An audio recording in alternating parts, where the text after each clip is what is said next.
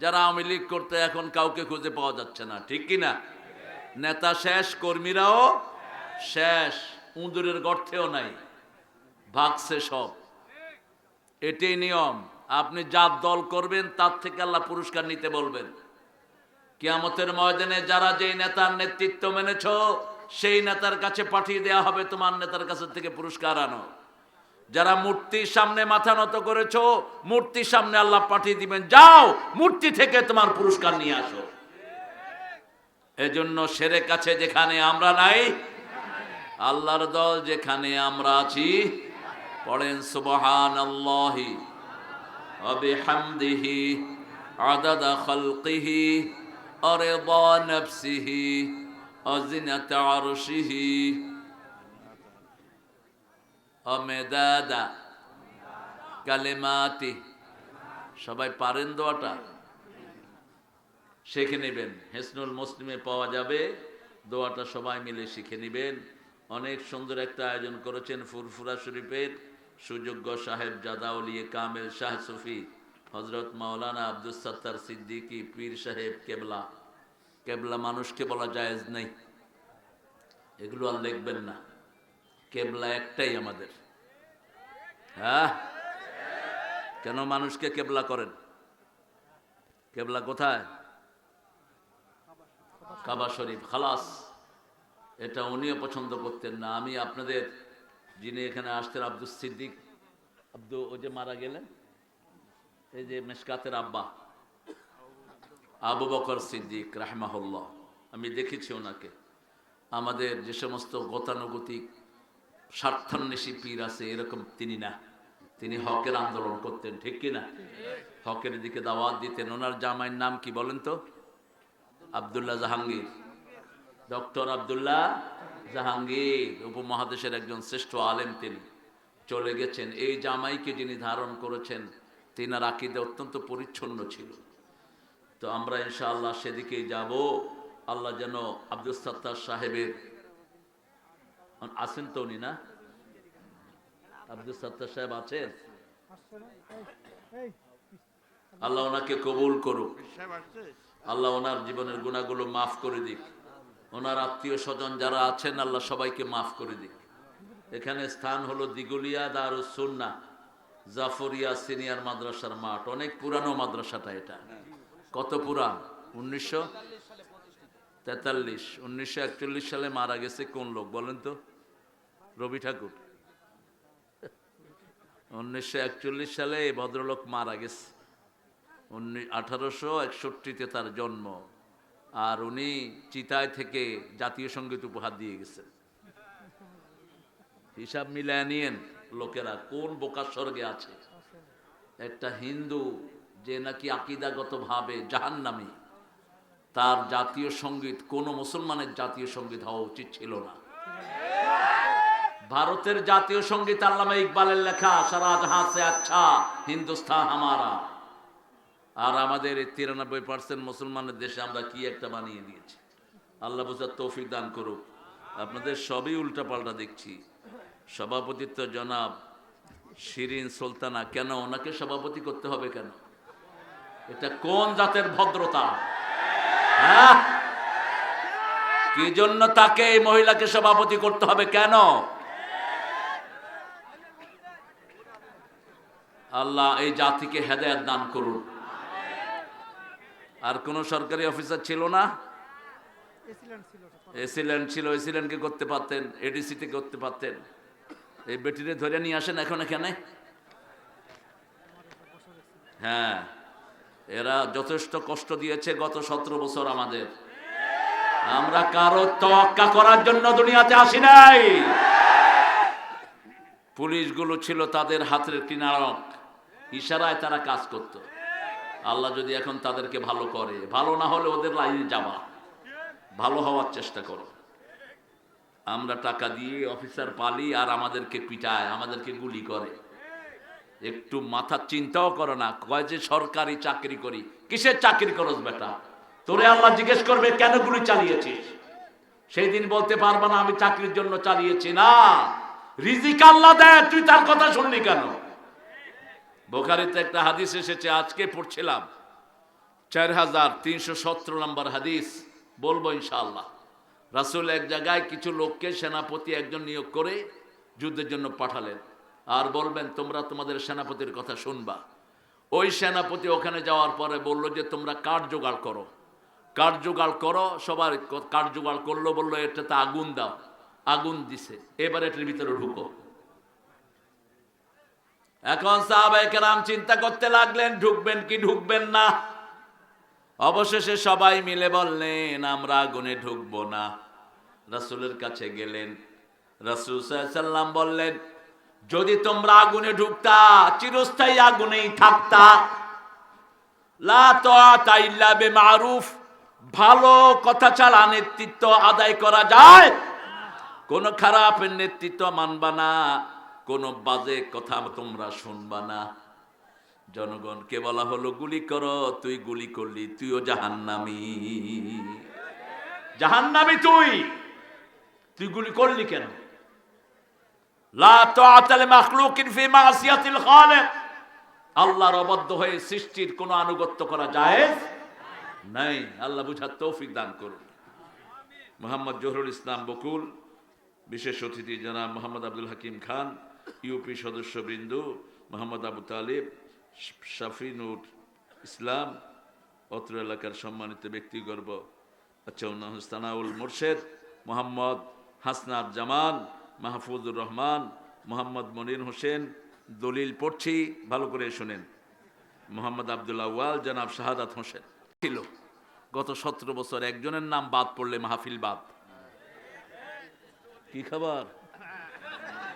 হ্যাঁ, এখনো এই ঘানি টানতে হবে নাকি? এখন মাহফিল যেগুলো বাদ দিবে জিম্পা টেনে ছেড়ে ফেলবো। মাহফিল হবে বাংলার জমিনে, কোরআন আর কেউ বন্ধ করতে পারবে না। ঠিক তবে ঠিক। আগে পুলিশ আসতো ধরতে, এখন আসে শুনতে। কি করতে আসে? শুনতে আসে। আমরাও দোয়া করি, তোমরা আমাদের জন্য দোয়া করবা, আমরাও তোমাদের জন্য দোয়া করব।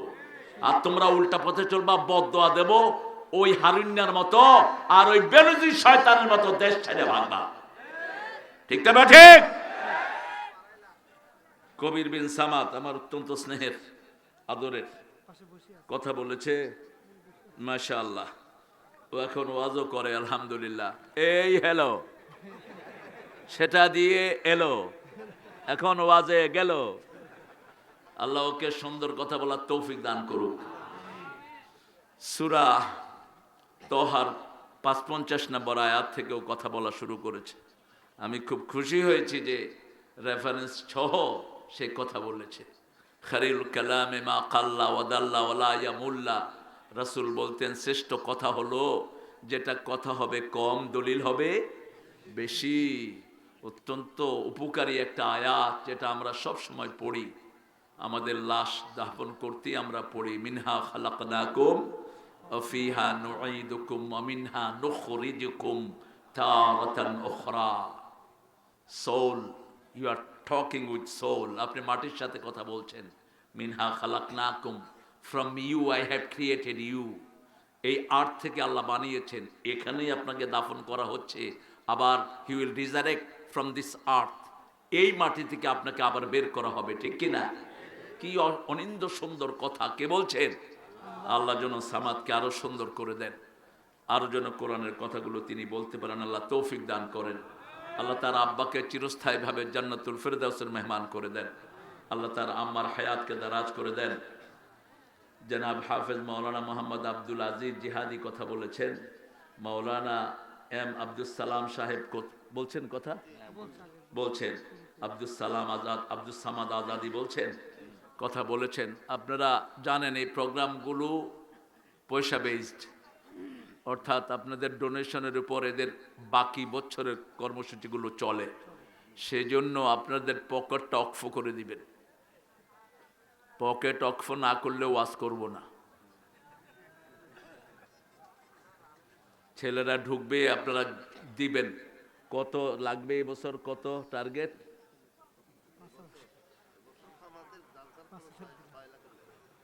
5,000। এই 5,000 দিছে হবে? হবে না তো ওর মামলাগুলো কি করবেন? ওরে তো ধরে নিয়ে পিড়েছে, আপনারা দিছেন পয়সা? তো নানা করেন কেন? হ্যাঁ, ডান্ডা বেড়ে দিছে এই শরীরে, আল্লাহ তাও ভালো রাখছে, আলহামদুলিল্লাহ বলেন। ডান্ডা বেড়ে দেয়া হয়নি, তোমার গুনাহগুলো মাফ হয়ে গেছে। সব নবীরা মিথ্যা মামলা খেয়েছেন। মিথ্যা মামলা যারা দেয় তাদের দুনিয়াও শেষ, আখেরাতও।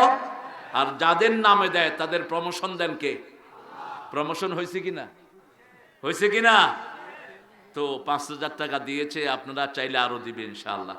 আর সবসময় তো মাদ্রাসার সাথেই আছেন, আপনারা যারা যারা দিবেন একটু তাড়াতাড়ি করে আপনাদের পকেট রেডি করেন। আমি ইনশাআল্লাহ আমার পড়াটা রেডি করি ইনশাআল্লাহ। কোন সূরা থেকে আমি কথা বললাম আমি ঠিক করে নিচ্ছি ইনশাআল্লাহ। মাদ্রাসার বয়স কত? বয়স কত? আরে 43। বয়স কত হয়েছে সেটা কর। হ্যাঁ, সারিছে, অঙ্কেতে ফেল করিছে, তাতে কোনো সন্দেহ নেই, বুঝছে? হ্যাঁ,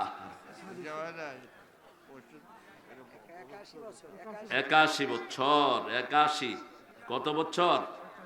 81 বছর। 81তম সূরা কোনটা বলেন? 81তম সূরা। আমাদের যে কি সুবিধা এই কোরআন থাকাতে। 81তম সূরা ইযা শামসু কুওয়ারাত। আলহামদুলিল্লাহ বলেন। কিয়ামতের বর্ণনা, আজকে সেখানে যাব ইনশাআল্লাহ। আপনারা ছেলেরা ঢুকবে ইনশাআল্লাহ। আর যদি বড় অঙ্কের কেউ দিতে চান, এরা টার্গেটও নাই এদের কত উঠবে। তবে 6 লাখ টাকা মাহফিলে খরচ হয়েছে। উঠেছে কত এই পর্যন্ত? 3 লাখ উঠেছে, আর বাকি 3 লাখ আপনারা দিবেন। দিবেন তো ইনশাআল্লাহ? আপনারা 50 টাকা করে দিলে 3 লাখের উপরে হয়ে যাবে। যা আপনারা আল্লাহর ওলিরা এখানে এসেছেন, আমরা ইনশাআল্লাহ কোরআনের আলোচনাগুলো শুরু করছি। কোন সূরাটা রাসূল সবচেয়ে বেশি পড়তেন? এই 81 বছরই তো মাহফিল হচ্ছে, হচ্ছে না? কোন সূরাটা রাসূল বেশি পড়তেন?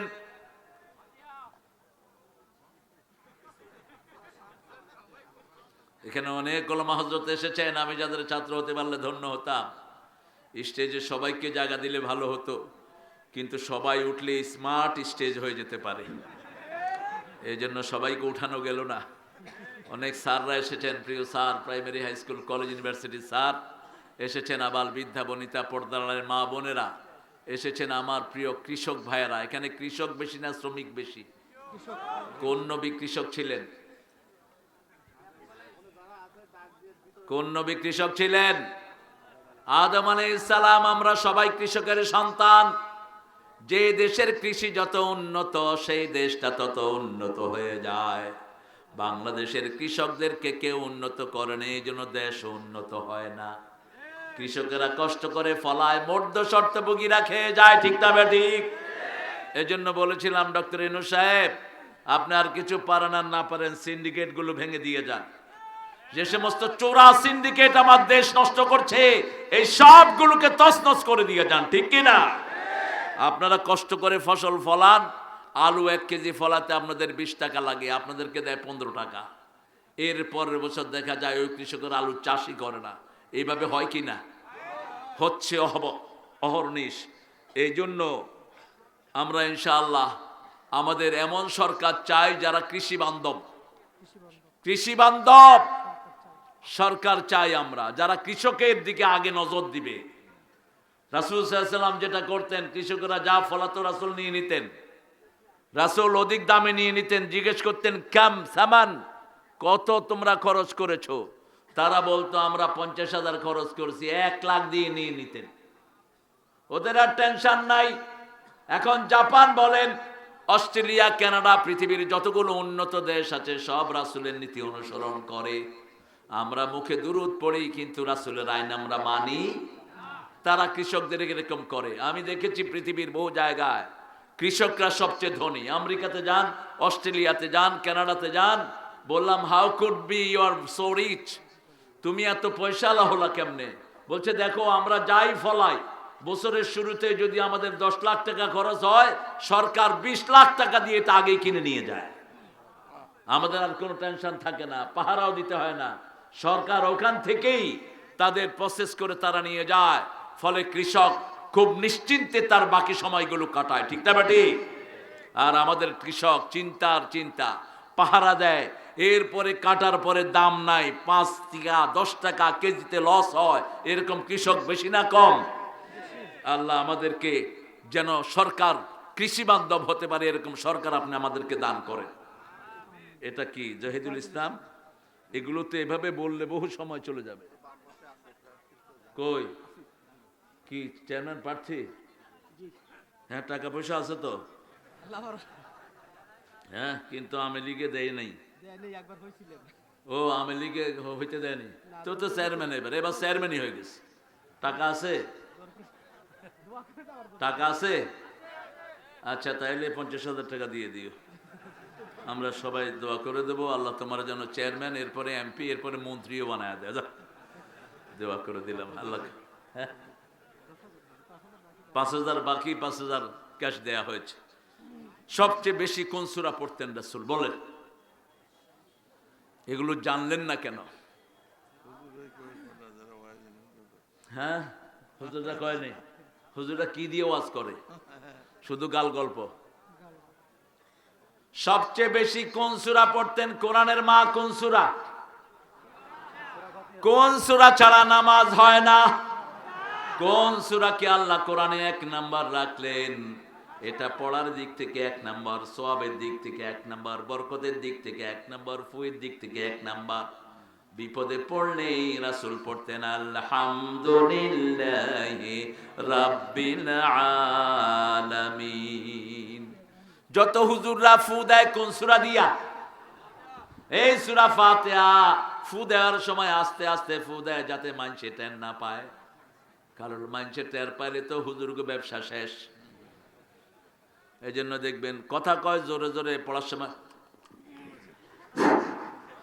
মানুষে মনে করে যে কিনা কি করে ফু দিল গো, আসলে ফু দেয় কি দিয়া? এই সূরা ফাতিহা দিয়া। এই সূরা ফাতিহার ভিতরে আল্লাহ পুরা কোরআন দান করে দিয়েছেন। সূরা হিজরের ভিতরে আল্লাহ বলছেন ওয়ালাকাদ আতাইনাকা সাবআম মিনাল মাসানি ওয়াল কুরআনাল আযীম। ও নবী আলাইহিস সালাম, 7টা আয়াত আপনাকে দিলাম, সেই সাথে কোরআনে আযীম আপনাকে উপহার দিলাম। 7টা আয়াত ব্যাখ্যা করলে 30 পারা কোরআন হয়ে যায়, আবার 30 পারা কোরআনকে সংক্ষিপ্ত করলে সূরা ফাতিহা হয়ে যায়। মা ছাড়া যেমন সংসার হয় না, সূরা ফাতিহা ছাড়াও কোরআন হয় না। পুরা কোরআনে যা বিষয় আছে সব সূরা ফাতিহায় দান করেছেন কে? মা যেমন ফ্যামিলির মূল সেন্ট্রাল পয়েন্ট, কোরআনের সেন্ট্রাল পয়েন্ট হলো সূরাতুল ফাতিহা। একবার পড়লে অর্ধেক কোরআনের সওয়াব, 2 বার পড়লে পুরা কোরআনের সওয়াব। এই কোরআন পড়ার কারণে রাসূলের চরিত্র হয়ে গেছে ওয়া ইন্নাকা লাআলা খুলুকিন আযীম। এটা হলো কোরআনে আযীম, এটা পড়ার কারণে চরিত্র হয়েছে খুলুকে আযীম। এখন বলেন 2 নম্বরে কোন সূরাটা রাসূল বেশি পড়তেন? হ্যাঁ, আলাইকা নূর, খুব সুন্দর বলেছো বাবাজি, হয়ে গেছে তোমার কথা। সূরা ইখলাস। আল্লাহ বলছেন সবার সবার সাথে সম্পর্ক থাকে, যেমন আমার সম্পর্ক আমার আব্বার সাথে, আপনার সম্পর্ক আপনার আব্বার সাথে, আম্মার সাথে, ঠিক না ঠিক? আল্লাহ বলছেন আমার সম্পর্ক হলো সূরা ইখলাসের সাথে, যেটা পড়বে সে আমার জান্নাতি হয়ে যাবে। এটা যে মানবে তাকে জান্নাত দান করবেন কে? রাসূল রাস্তা দিয়ে হেঁটে যাচ্ছেন, একজন সাহাবী সূরা ইখলাস পড়ছেন, রাসূল দাঁড়িয়ে বললেন সূরা ইখলাসের ভালোবাসা তোমাকে জান্নাতে নিয়ে যাবে।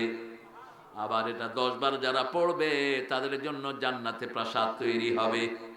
আপনার প্রাসাদে কেউ ঢুকবে না, যেমন বিগত সরকারের আমলে চুরি করা পয়সা দিয়া যারা বাড়ি করেছে সব বাড়ি ফালায়া ভাগছে, ঠিক কিনা?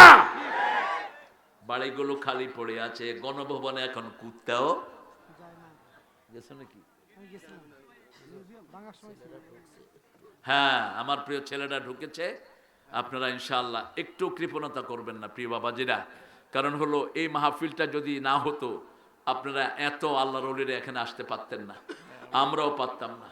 তারপরে আমাদের মুহতারাম পীর সাহেব আসছেন, তিনি আপনাদেরকে নসিহত দিবেন। হ্যাঁ।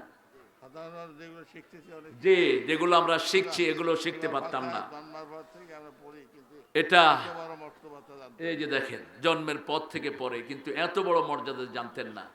রাসূল একটু ব্যথা ফিল করলেই পড়তেন আলহামদুলিল্লাহি রাব্বিল আর রহমানির। আর এই সূরা পড়লে আপনার সাথে কথা বলে কে? আল্লাহ নিজে কথা বলেন। এজন্য 30 পারা কোরআন পড়লেন নামাজ হবে না, কিন্তু সূরা ফাতিহা পড়লে নামাজ কি হবে? কবুল হয়ে যাবে। নম্বরে রাসূল পড়তেন সূরা ইখলাস। আমরা একবার পড়বো, এখন জান্নাতে বাড়ি বানাবো, রাজি আছি তো? সবাই জোরে পড়েন, কুল হুয়াল্লাহু আহাদ আল্লাহুস সামাদ লাম ইয়ালিদ ওয়া লাম ইউলাদ ওয়া লাম ইয়াকুল লাহু কুফুয়ান আহাদ। একজন সাহাবীকে কুবা মসজিদের ইমাম নিয়োগ করেছেন, তিনি শুধু কুল হুয়াল্লাহ পড়তেন। শুধু কোনটা পড়তেন? কুল হুয়াল্লাহ। আপনাদের ইমাম যদি পড়ে রাখবেন? রাখবেন না। কিন্তু রাসূল ইমাম নিয়োগ করেছেন, কেউ বদলানোর সুযোগ নাই, ঠিক না বেঠিক? তিনাকে বললেন আপনি শুধু কুল হুয়াল্লাহ পড়েন কেন? মাঝে মধ্যে অন্য সূরাও পড়তেন। তিনি বলতেন আমি এইভাবেই পড়বো, মন চাইলে রাখো, না হইলে বিদায় করো। সবাই গিয়ে রাসূলের কাছে বিচার দিলেন, ইয়া রাসূলুল্লাহ সাল্লাল্লাহু, আপনার এই সাহাবী শুধু কুল হুয়াল্লাহ পড়ে, দুই পক্ষের কথা যে শুনে না ওরাই অন্যায় বিচার করে, ওরাই হারাম বিচার করে, যেমন করেছে ক্যাঙ্গারু ট্রাইব্যুনাল। ওরা বাদীদেরকে কখনো তাদের কথা শুনে নেই। আল্লামা সাঈদীর বিরুদ্ধে জিনার মামলা দিছে। ওই যে মেয়েটার সাথে এই কাজ হয়েছে, মেয়ে একটাকে ধরে আনছে। তাজুল ইসলাম এখন চিফ প্রসিকিউটর হয়েছে।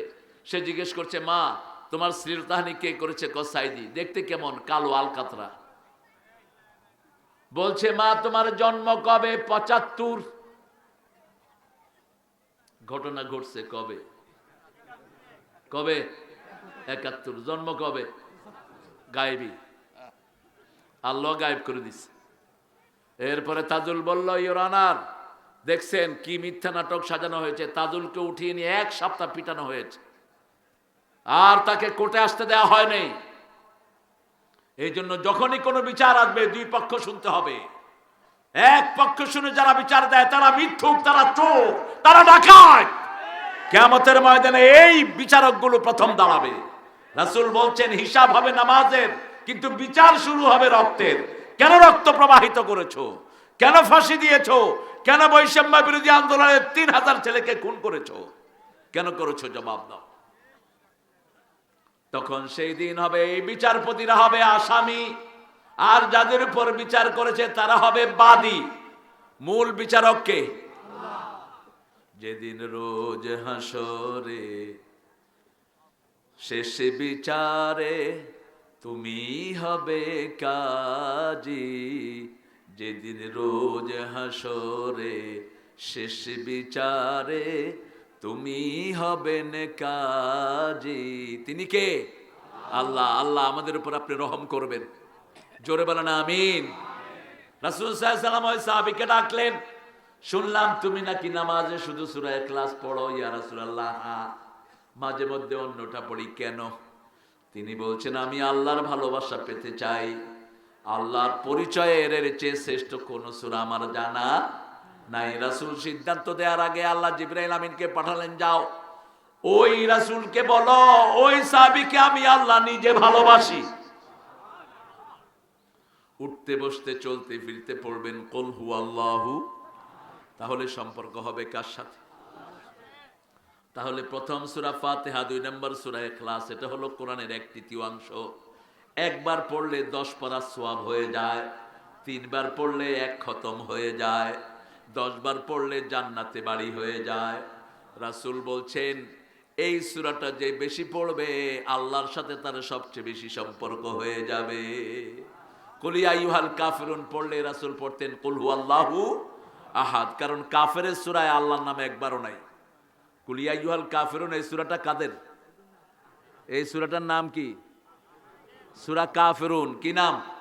সূরা কাফিরুন। কাফেরদেরকে আল্লাহ মোটেও ভালোবাসেন না, এই জন্য সূরা কাফিরুনে আল্লাহর নাম একবারও পড়েন। কুল ইয়া আইয়ুহাল লা আ'বুদু মা তা'বুদুন ওয়া লা আনতুম আ'বিদুনা মা আ'বুদ ওয়ালা আনা আবিদুম মা আবাদতুম ওয়ালা আনতুম আবিদুনা মা আ'বুদ লাকুম দীনুকুম ওয়ালিয়া দীন। এটা পড়লেই রাসূল তারপরে পড়তেন কুল হুয়াল্লাহু আহাদ আল্লাহুস সামাদ লাম ইয়ালিদ ওয়া লাম ইউলাদ ওয়া লাম ইয়াকুল লাহু কুফুয়ান।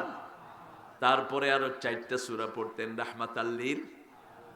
সূরা ফাতিহা অর্ধেক, সূরা ইখলাস 1/3 আর 4টা সূরা হলো কোরআনের 1/4 ওটা অর্ধেক, এটা 10 পারা, ওই 4টা হলো 5 পারা সওয়াব। বলেন তো সেই 4টা কোন সূরা? আরো সহজ করে দেই। একজন সাহাবী আসছেন রাসূলের কাছে বিয়ে করতে। কি করতে? বিয়ে করতে আসছেন। রাসূল বললেন মোহরানা কি দিবা? তিনি বললেন শরীর ছাড়া কিচ্ছু নাই। আপনাদের এখানে মোহরানা বেশি না যৌতুক বেশি?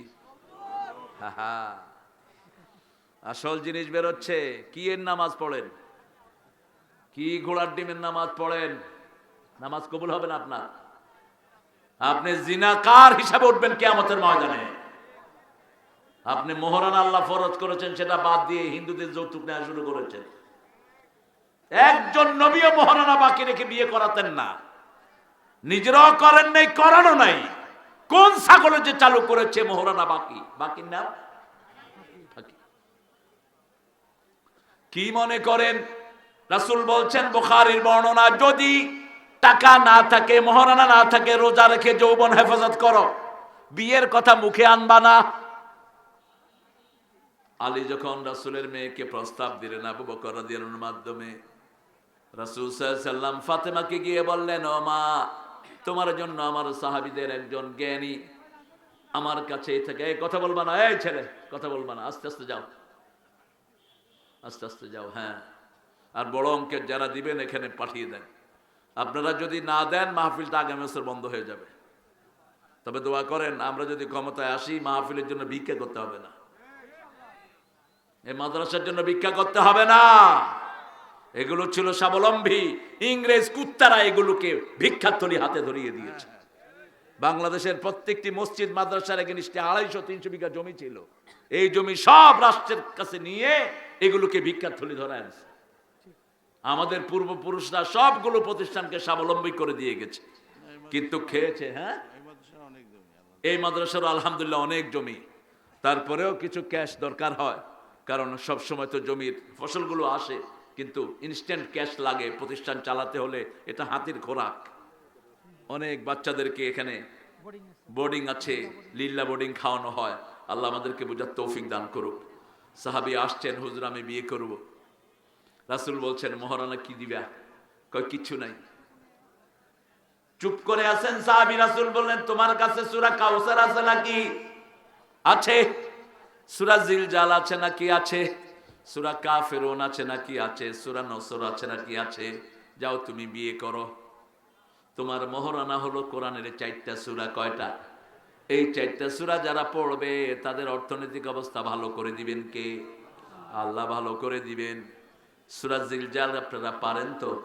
ইযা যুলজিলাতিল আরদু জিলজালাহা ওয়া আখরাজাতিল আরদু আথকালাহা ওয়া ক্বালাল ইনসানু মা লাহা ইয়াওমাইযিন তুহাদ্দিসু আখবারাহা বিআন্না রাব্বাকা আওহা লাহা ইয়াওমাইযিন ইয়াসদুরুন নাসু আশতাতান লিয়ুরাউ আ'মালাহুম ফামান ইয়া'মাল মিসকালা যাররাতিন খায়রান ইয়ারাহ ওয়া মান ইয়া'মাল মিসকালা যাররাতিন শাররান ইয়ারাহু। আল্লাহু আকবার। ইন্না আতাইনা আপনারা পারেন, কুল ইয়া আইয়ুহাল কাফিরুন পারেন, ইযা জাআ পারেন। এই সূরাগুলো মানুষের অভাব দূর করে দেয়। এই সূরাগুলো যারা পড়বে তাদের সাথে সম্পর্ক হয়ে যাবে কার?